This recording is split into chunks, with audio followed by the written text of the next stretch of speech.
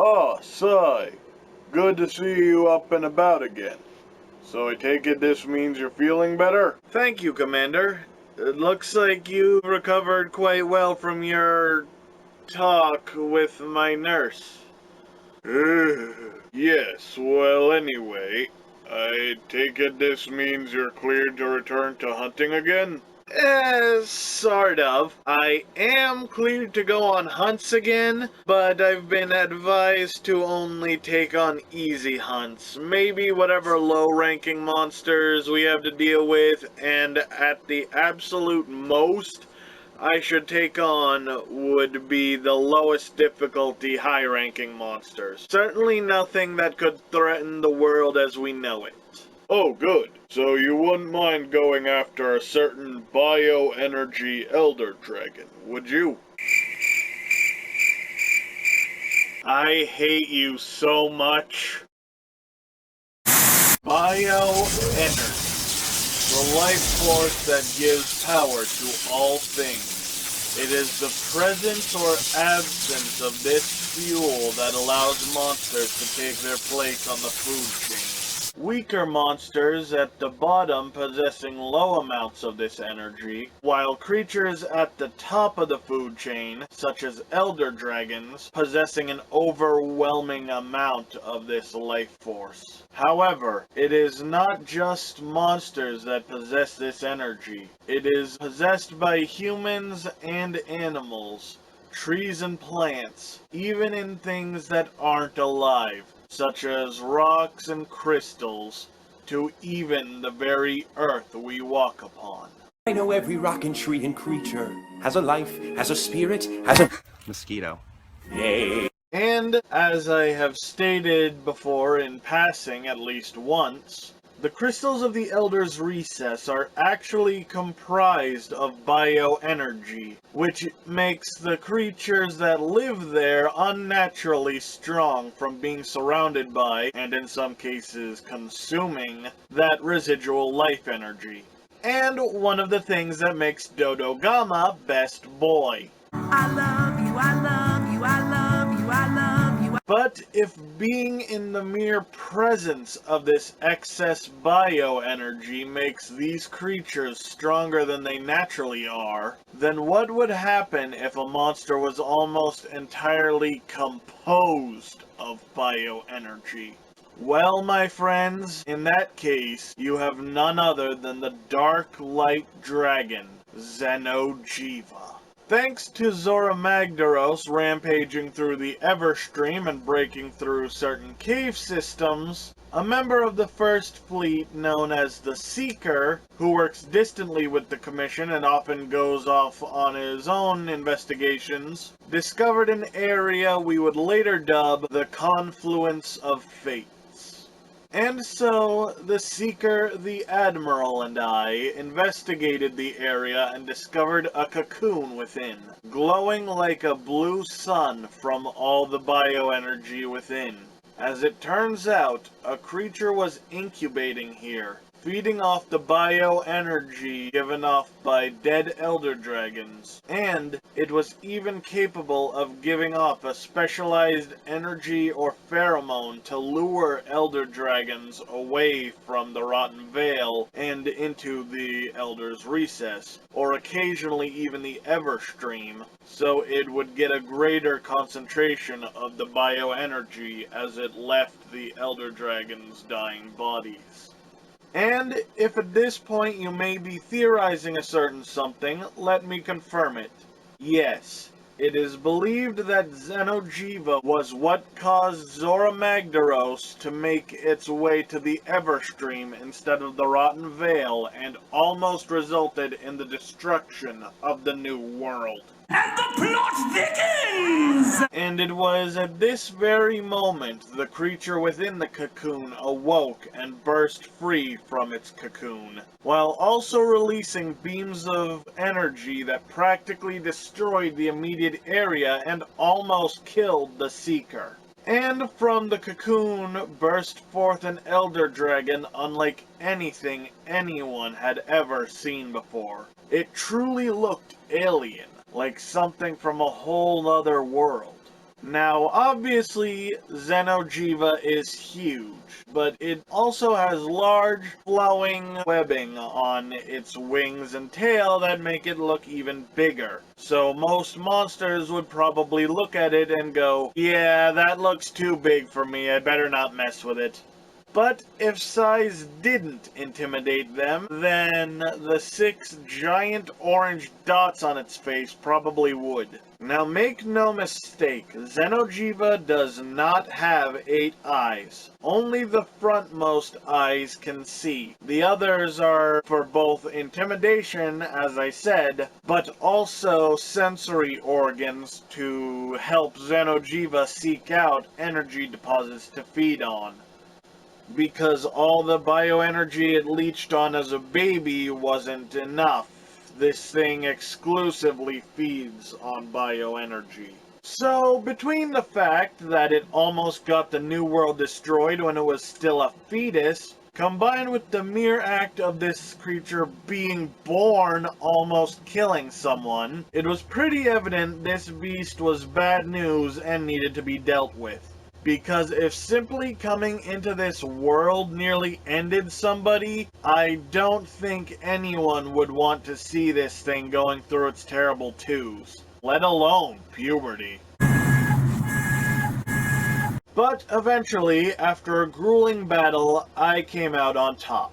I almost died, but I did slay the beast and end our troubles once and for all. Or so we thought.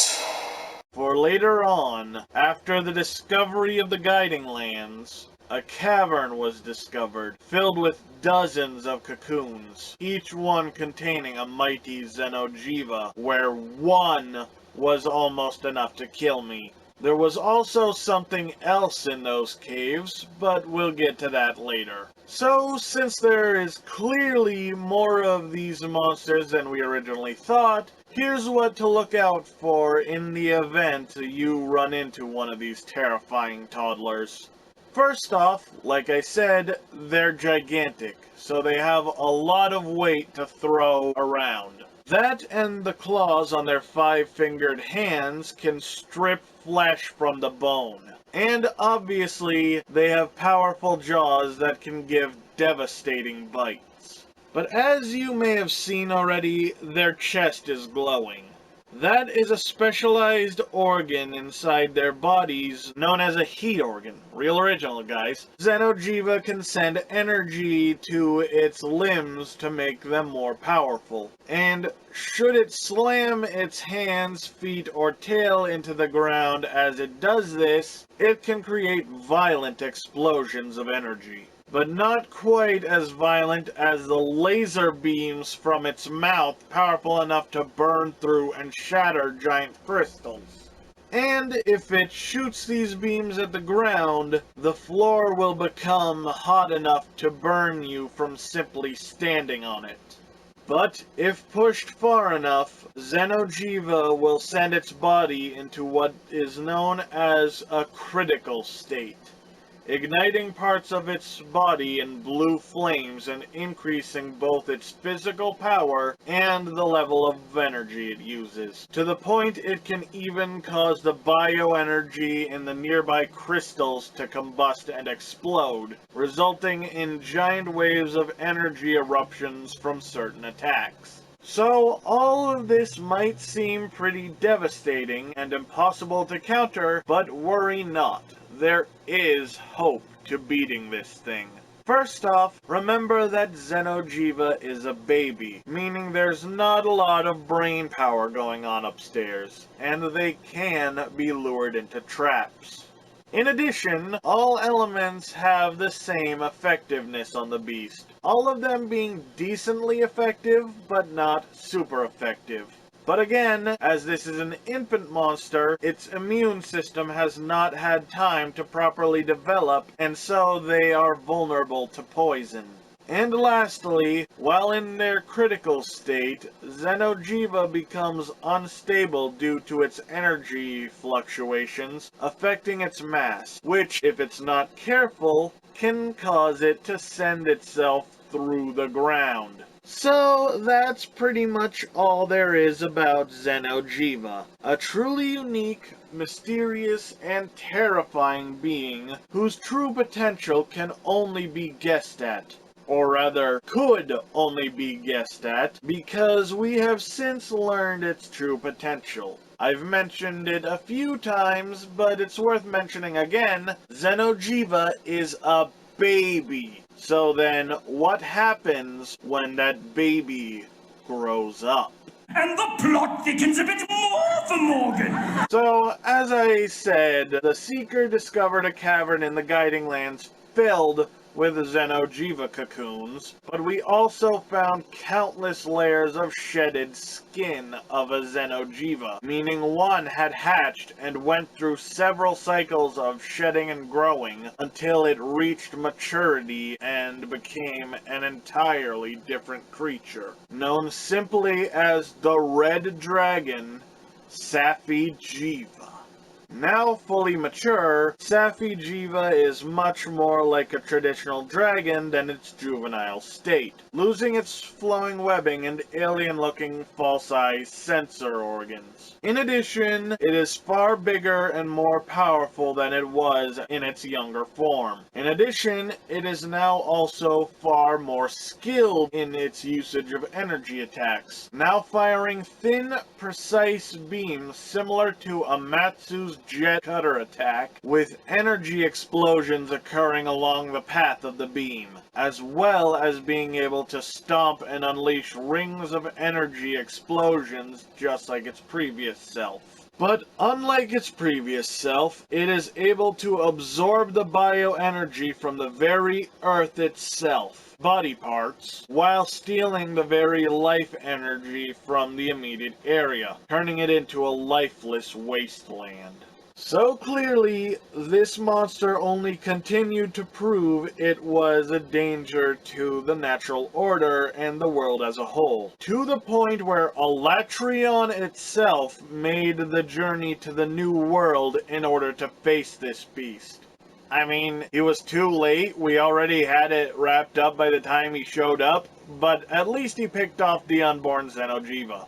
So yeah, the fact a black dragon, a first-class dangerous monster, felt the need to come to the New World and take this thing out was all the evidence we needed that this thing had to go. And it was so powerful, it was one of the rare monsters the guild broke its age-old 4 hunters per hunt law in favor of a siege. Something only done for the mightiest and most dangerous monsters like Zora Magdaros, La Viente, and Kulve Taroth, constantly sending small groups of hunters in waves to harass and weaken the beast, before sending in the next group before it could get the chance to rest.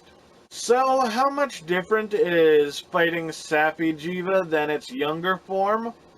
Well, as I said, it is much bigger and stronger, with the ability to heal itself with the bioenergy of the surrounding area, and has better energy control. But it is also much smarter than before, sending accurate claw swipes and kicks at the hunters assailing it, and it is smart enough to focus on a singular target rather than randomly chasing after all of the hunters attacking it, locking onto the hunter that has caused it the most grief, and bringing its full fury to them, even snatching them up in its jaws and then firing an energy beam directly into them and blasting them to the ground. Without other hunters to use healing life powders on their entrapped ally, it is unlikely the hunter subjected to this would survive.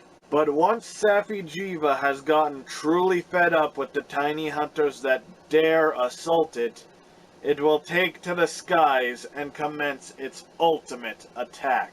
One of the single most devastating attacks of any monster, rivaled only by Fatalis' giant flames and Alatreon's eschaton judgment. The Sapphire of the Emperor. Oh, how cute! He named it. Oh shit! The torrent of blue flames is the warm-up that prepares Safi for this ultimate attack, and serves as your only warning before two tiny, seemingly insignificant spheres of pure bioenergy touch ground and create an explosion that encompasses the entire area. No weapon or shield is powerful enough to block this attack, and there is no safe space to dodge.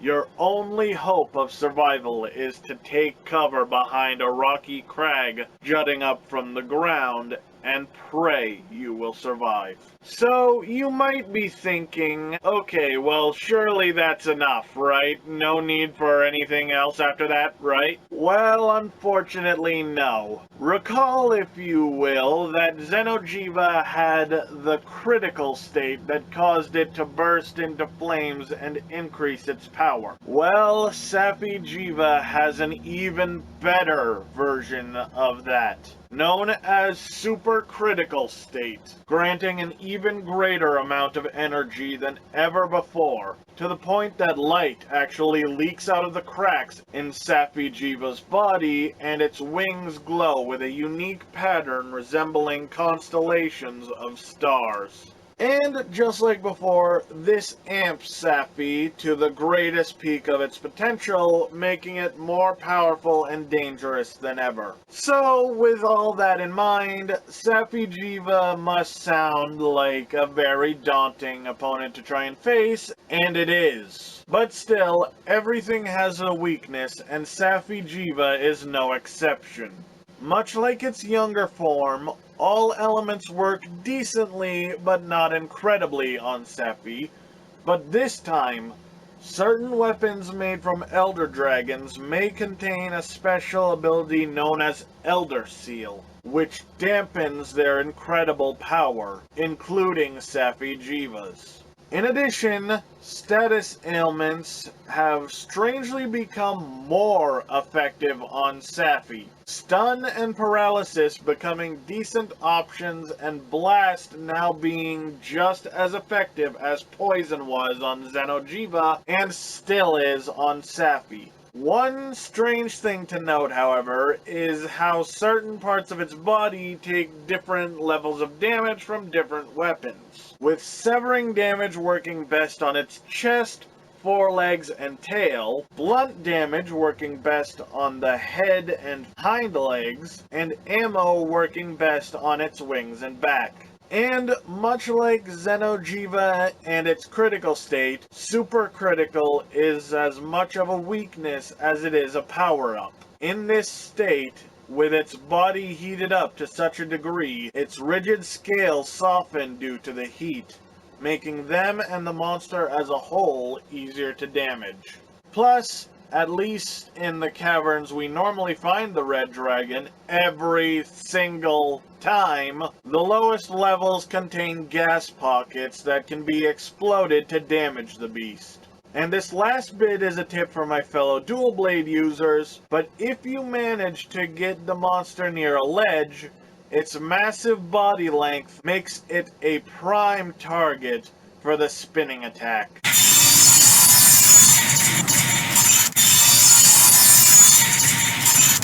And so, that is everything we know on the terrible toddler Xeno'Jiiva and its monstrous mature form Safi'Jiiva. While they are both incredibly fascinating and visually striking, some might even argue beautiful, the simple fact is that these two are too dangerous to allow to exist in the world. Whatever role they could serve in the ecosystem is ultimately overshadowed by the immense harm they could do to it, or even the world as a whole. And once again, if a first-class dangerous monster like Elatrion comes out from its seclusion to square up with something, that's how you know that something needs to be stopped expeditiously.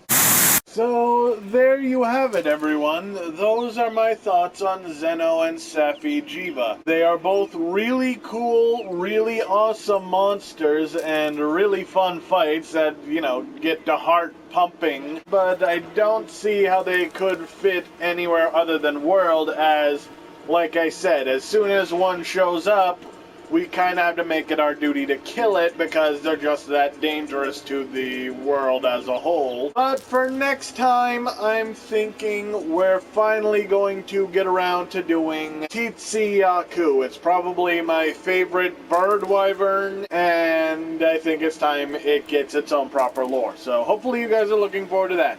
But for now, thank you all so much for watching. If you like this and want to see more, go ahead and slash that subscribe button. If you like this video, give a quick cut to the like button, leave a comment down below, share it around with all your friends, be sure to click the notification bell so you never miss it when I upload a video, and be sure to follow me on Twitter and Facebook. Then I'll see you in the next video. But until then, my people, stay sharp.